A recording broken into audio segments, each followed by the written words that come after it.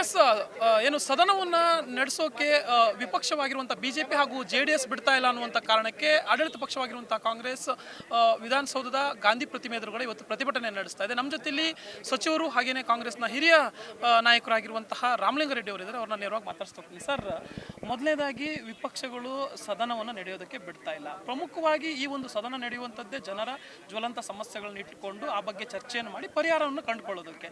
ಆದರೆ ಇಲ್ಲಿ ಚರ್ಚೆಗೆ ಬರ್ತಾ ಇಲ್ಲ ಅನ್ನುವಂಥದ್ದು ಎಷ್ಟು ಏನು ಒಂದು ವಿಷಾದವಾದ ಸಂಗತಿ ಅಂತ. ಈಗ ವಿಪಕ್ಷಗಳು ಜವಾಬ್ದಾರಿಯುತವಾಗಿ ನಡ್ಕೊಳ್ತಾ ಇಲ್ಲ. ವಿಪಕ್ಷ ಯಾವತ್ತೂ ಕೂಡ ಸರ್ಕಾರ ತಪ್ಪು ಮಾಡಿದಂಥ ಸಂದರ್ಭದಲ್ಲಿ ಸರ್ಕಾರದ ಕಿವಿ ಹಿಂಡುವಂಥ ಕೆಲಸವನ್ನು ಮಾಡ್ತಾ ಇದೆ. ಅವರು ಸಂಘಟಿತರಾಗಿ ಸದನ ನಡೆಯಬಾರ್ದು ಅಂತ ಉದ್ದೇಶ ಇಟ್ಕೊಂಡು ಮಾಡ್ತಾ ಇದ್ದಾರೆ.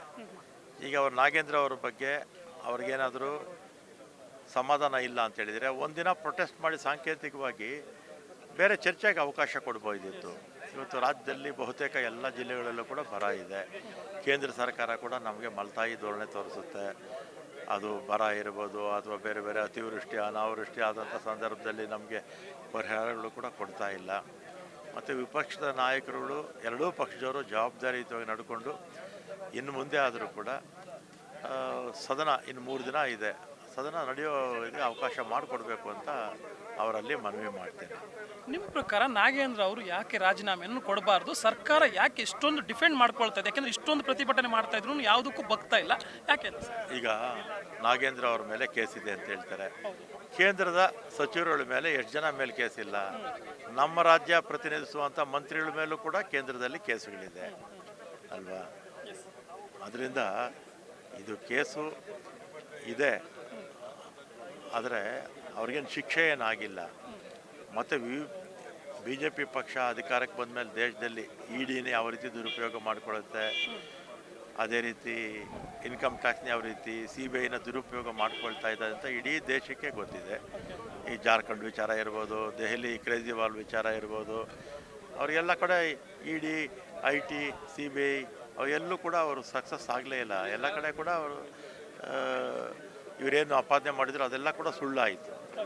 ಸರ್, ಈಗ ಜನರ ಸಮಸ್ಯೆಯನ್ನು ಇಟ್ಕೊಂಡು ವಿಪಕ್ಷಗಳು ಸರ್ಕಾರವನ್ನು ಕಟ್ಟಿ ಹಾಕಬೇಕು ಸದನದಲ್ಲಿ, ಅದಕ್ಕೆ ಭಾಳ ಅವಕಾಶಗಳು ಇಲ್ಲಿ ಸದನದಲ್ಲಿ ಇರುವಂಥದ್ದು. ಆದರೆ ಇಲ್ಲಿ ಕೇವಲ ಇದು ವೈಯಕ್ತಿಕ ಟಾರ್ಗೆಟ್ಗಷ್ಟೇ ಸೀಮಿತ ಆಗ್ತಾ ಇದೆ ಅಂತ. ಅವ್ರಿಗೆ ಪ್ರಜಾಪ್ರಭುತ್ವದಲ್ಲಿ ನಂಬಿಕೆ ಇಲ್ಲದೆ ಇರ್ತಕ್ಕಂಥವ್ರು BJPಯವರು. ದೇಶದಲ್ಲೂ ಅಷ್ಟೇ, ಎಲ್ಲಿದೆ ಪ್ರಜಾಪ್ರಭುತ್ವ? ಎಲ್ಲ ಸರ್ವಾಧಿಕಾರಿ ಧೋರಣೆ ಅಲ್ಲಿ. ಅದೇ ರೀತಿ ಇಲ್ಲೂ ಕೂಡ ಸರ್ವಾಧಿಕಾರ ತೋರಿಸೋದಕ್ಕೆ ಸೆಷನ್ನೇ ನಡೀಬಾರ್ದು ಅಂತೇಳಿ BJPಯವರು JDS ಅವರು ಜೊತೆಲಿ ಸೇರಿಕೊಂಡು ಮಾಡ್ತಾ ಇದ್ದಾರೆ. ಇದು ಸರಿ ಇಲ್ಲ, ಜನ ನೋಡ್ತಾ ಇದ್ದಾರೆ.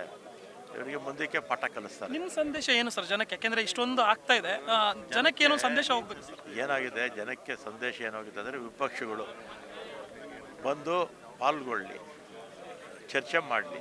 ಬರ ಅಥವಾ ಬೇರೆ ಬೇರೆ ಯಾವ ಇಲಾಖೆ ಬೇಕಾದ್ರೆ ಅವರು ಚರ್ಚೆ ಮಾಡಲಿ, ನಾವು ಉತ್ತರ ಕೊಡೋಕ್ಕೆ ಸಿದ್ಧ ಇದ್ದೀವಿ. ಅದು ಬಿಟ್ಟು ಸುಮ್ಮನೆ ಆಮೇಲೆ ಅವರು ಆಗ್ತಾ ಇರ್ತಕ್ಕಂಥ ಸ್ಲೋಗನ್ಸು ಅಷ್ಟೇ. ಆ ಸದನದಲ್ಲಿ ಸ್ಲೋಗನ್ಸ್ ಹಾಕ್ತಾರಲ್ಲ, 1ನೇ ಕ್ಲಾಸ್ ಮಕ್ಕಳಿಗಿಂತಲೂ ಕಡೆ ಅವರು ಆಗ್ತಾ ಇರ್ತಕ್ಕಂಥ ಸ್ಲೋಗನ್ಸು. ಚಿಕ್ಕ ಮಕ್ಕಳ ರೀತಿ ಸದನದಲ್ಲಿ ಇಲ್ಲದೆ ಇರ್ತಕ್ಕಂಥವ್ರ ಮೇಲೆಲ್ಲ ಕೆಟ್ಟ ಕೆಟ್ಟ ಪದ ಅಷ್ಟೇ ಎಲ್ಲ ಬಳಸ್ತಾ ಇದ್ದಾರೆ. ಇವರು ಸದಸ್ಯರಾಗೋದಕ್ಕೆ ಲಾಯಕ್ಕಲ್ಲ. ಅವರು ಗಂಭೀರವಾಗಿ ನಡ್ಕೊಳ್ಳಿ.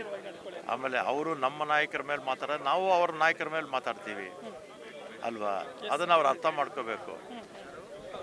ನಾವು ಅಷ್ಟೇ.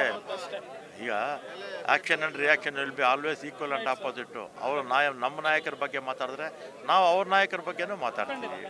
ಅದನ್ನು ಅರ್ಥ ಮಾಡ್ಕೊಳ್ಳಿ ಅವರು. ವೀಕ್ಷಕರೇ, ಇದಿಷ್ಟು ಸಚಿವರಾಗಿರುವಂಥ ರಾಮಲಿಂಗಾರೆಡ್ಡಿ ಅವರ ಮಾತು. ವಿಡಿಯೋ ಜರ್ನಲಿಸ್ಟ್ ಆದಿತ್ಯ ಜೊತೆ ಜಯಲೈಗೌಡ್, ಸಂಪೂರ್ಣ ನ್ಯೂಸ್, ಬೆಂಗಳೂರು.